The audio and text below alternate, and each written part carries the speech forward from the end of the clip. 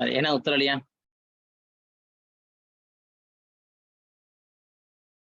ඒ කියන්නේ රෝම ඉලක්කම් 1 Python coding flow chart එකයි pseudo code එකයි Python coding එකයි.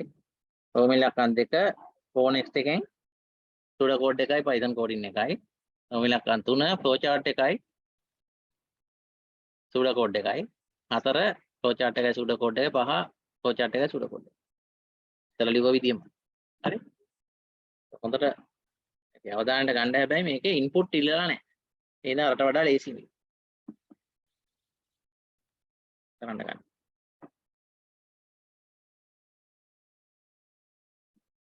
කරලා මම ලින්ක් එකක් එවන්න. ඒ ලින්ක් එකට උත්තර දාන්න. බලමු. හරි. 10ට අඩු ඔත්තේ සංඛ්‍යාවල එකතු අහන්නේ නේ. එතකොට අපි ප්‍රෝග්‍රෑම් එක පටන් ගන්නවා.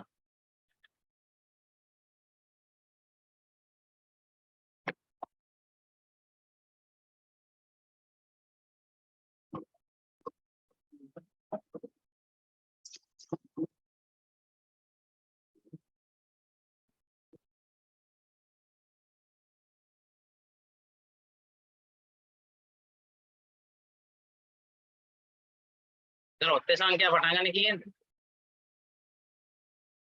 එකෙන් නේ. එහෙනම් අපි එකෙන් පටන් ගන්න. එතකොට මේක 10ට අඩු වෙන්නත් ඕන. x කුඩායි 10.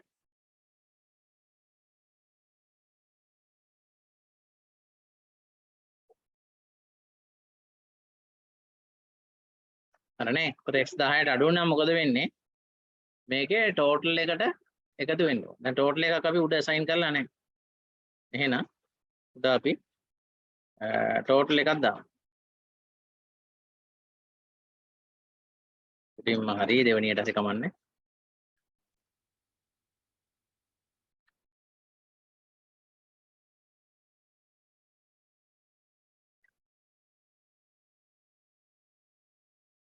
හරිනේ. දැන් එහෙනම් ටොට් සමානයි sorry ටොට් සමානයි ටොට් දාන x. හරිනේ. ඒතකොට පටන් ගද්දිම ටෝටල් එක කීයද බිඳුව තියෙන්නේ. බිඳුවට x වලගේ එක එකතු වුණාම උත්තරය 1. හරිනේ. ඊළඟට මොකද කරන්න ඕනේ? x වල දෙවෙනි අගයට යන්න නම් x ධන 2 1 කියලා මෙතනට තව එකක් එනවා. ඊට පස්සේ මේක ලූප් එක උඩට යනවා.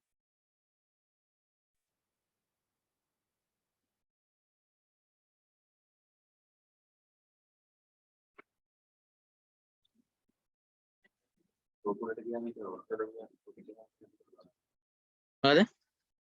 ඔත්තේ සංඛ්‍යාවල එකතුව. sorry දෙක එන්න ඕනේ. හරි. ඔත්තේ සංඛ්‍යාවල එකතු වෙනවා නේ.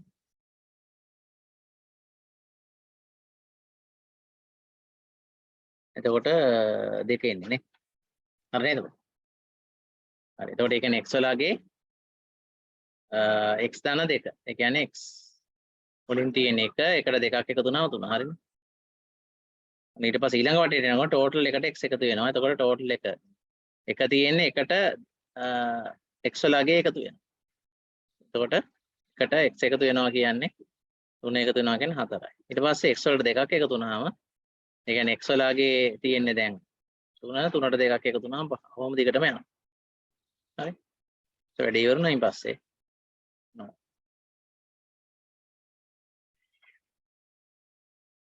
print dot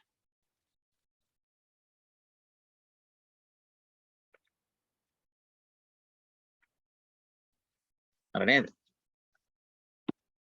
ඔච්චරයි. මොකද?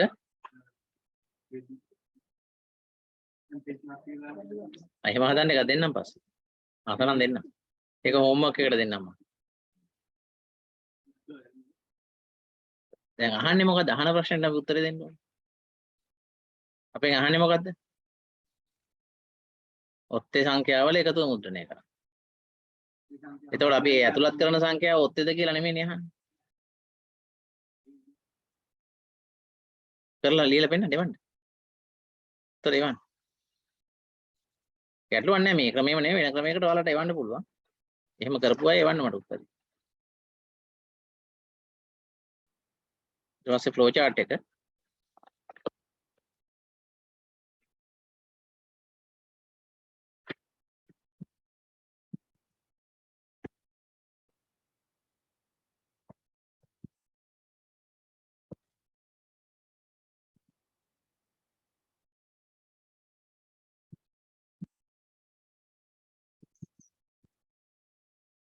තව එකක් තමයි දැන් සමහර අය ඉන්නවා දැන් අර Python වල කෙටියෙන් ලියනවනේ ටොට් සමානයි ටොට් ධන x කියන එකට.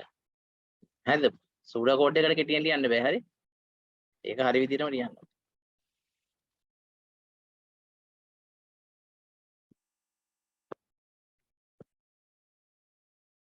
නෑ එතකොට එන්නයි. වැරදි?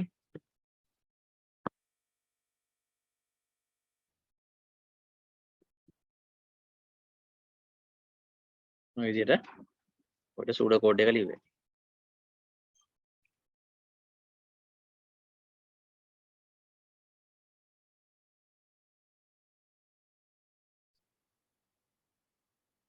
Python coding එකේදී start නෑ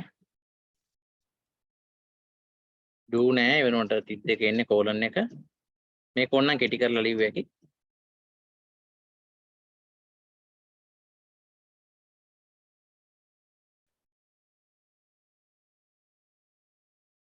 end while නෑ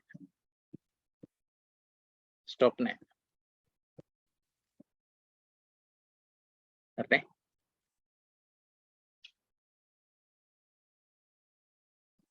එතකොට මම මේ ගත්තේ රෝම ඉලක්කම් 1 ඒ කියන්නේ while do විදියට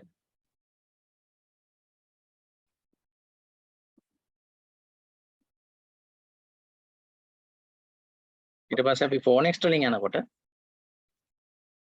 start මේක x සමානයි එක ලියන්නේ dot සමානයි බිඳුව for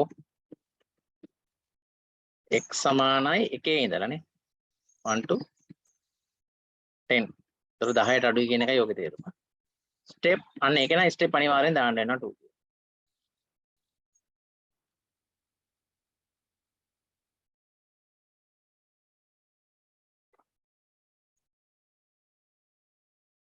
dot done x ඒතර මේකේ x වලගේ දෙක දෙක වැඩි කරනවා කියන එක කියන්නේ ඒක පළවෙනි පෙළේ තියෙනවා හරිනේ ඊට පස්සේ next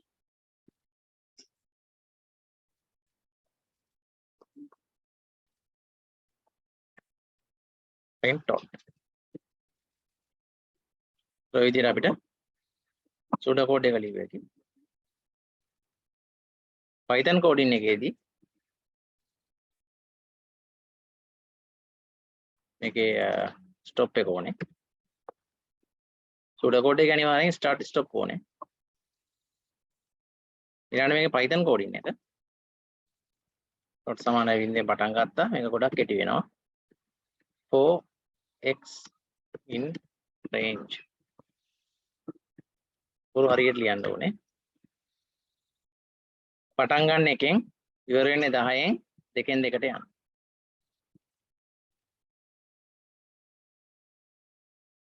dot ධන සමානයි x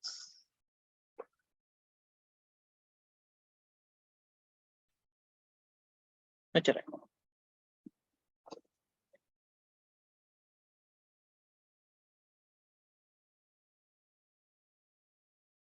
එතකොට ඇවිල්ලා for next එකෙන් මේ ලියන්න සූඩෝ කෝඩ් එක මේ ඇවිල්ලා Python coding එක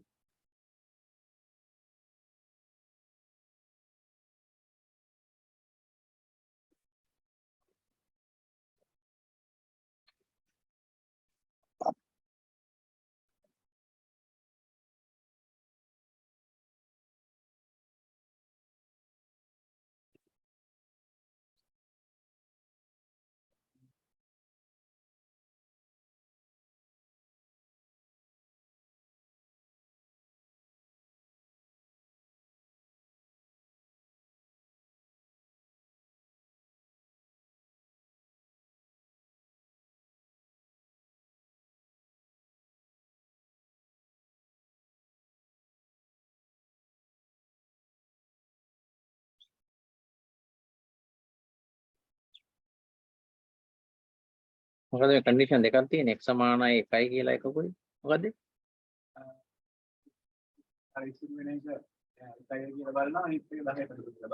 එතකොට එතන n හරි o හරි මොකක් හරි ලියන්න ඕනේ තමයි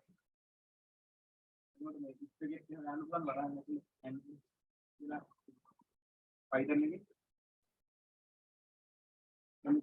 n සමාන 1 නම් x සමාන 1 නම් තමයි ඔයාගේ මෙතන ඇතුළට යන්නේ එහෙමද?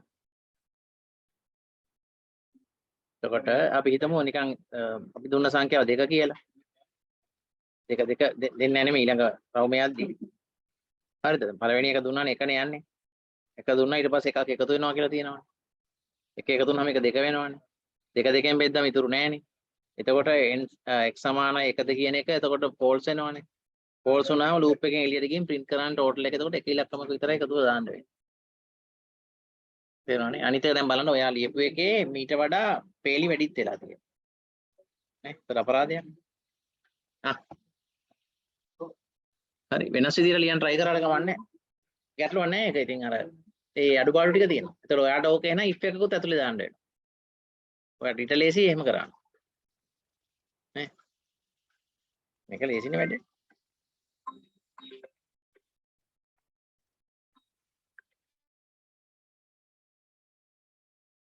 හරිනේ. එතකොට මෙතනින් පස්සේ ටික ඔයාලට එච්චර අමාරු වෙන්නේ නැහැ නේ. මොකද්ද කරන්න තියෙන්නේ? තුන්වෙනි එක ඇවිල්ලා do while එක. do while එකේ මොකද කරන්නේ එතකොට අපි?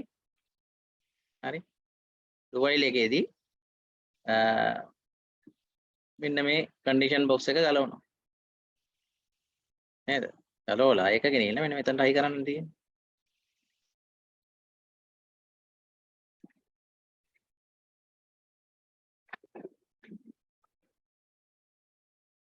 මෙතනට හයි කරන්න තියෙන්නේ.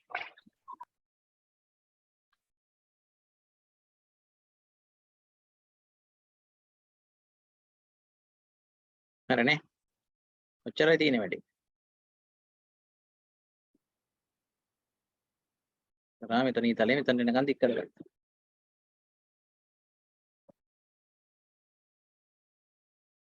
ඊළඟට මේ සෙට් එකත් ගලවලා මේ සෙට් එකත් පාරට ගත්තා නම් හරි.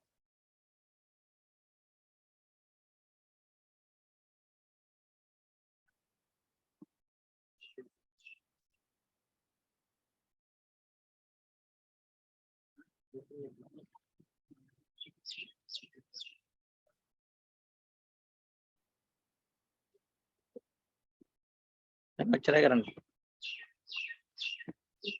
හරිනේ. ඊට පස්සේ මේ දෙක මාරු කරනවා. එක ගෙනියලා මෙතන දැම්මා. මේක තමයි තුන්වෙනි එක.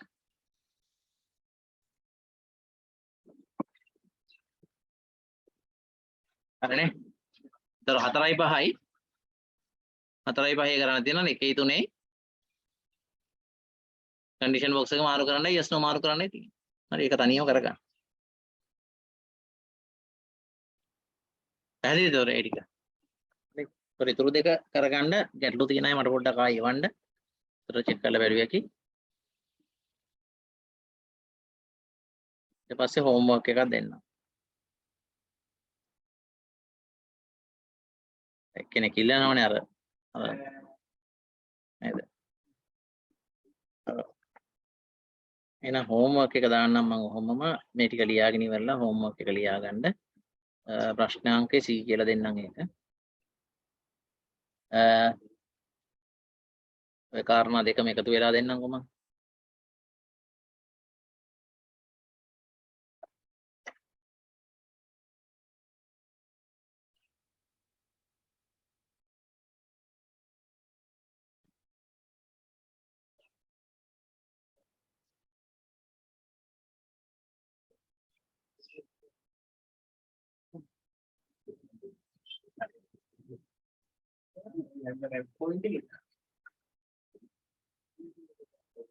සංඛ්‍යා පහක් ඇතුළත් කරන අතර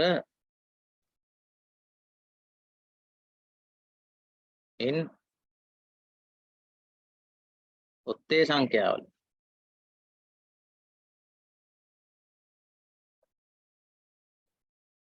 පමණක්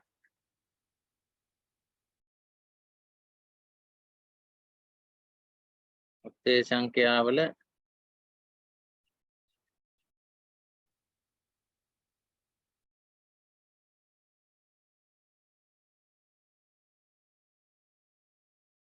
එකතුව පමණයි.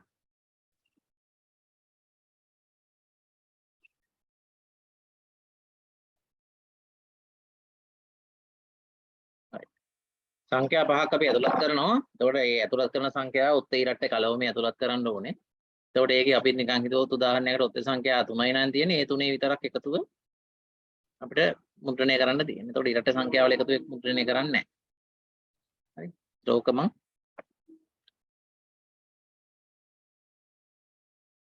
හෝම්වර්ක් එකක් විදියට දෙන්න C එක.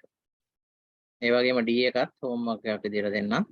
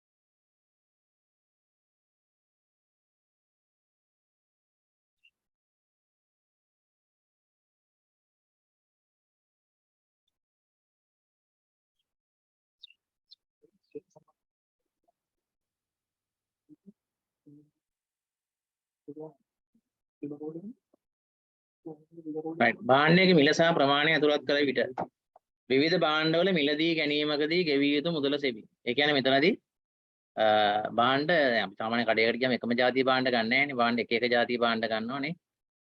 එතකොට එක જાතිය සමානට 4-5ක් ගන්නවා වෙන්න පුළුවන්. එතකොට අපි ගත්තොත් පළවෙනි භාණ්ඩය ගත්තා. ඒකේ මිලයි ප්‍රමාණය 5ක් නම් ගත්තේ 5යි කියලා ඇතුළත් කරනවා. ඊට පස්සේ දෙවෙනි භාණ්ඩේ අපි ගන්නවා. ඒකේ මිල ඇතුළත් කරා.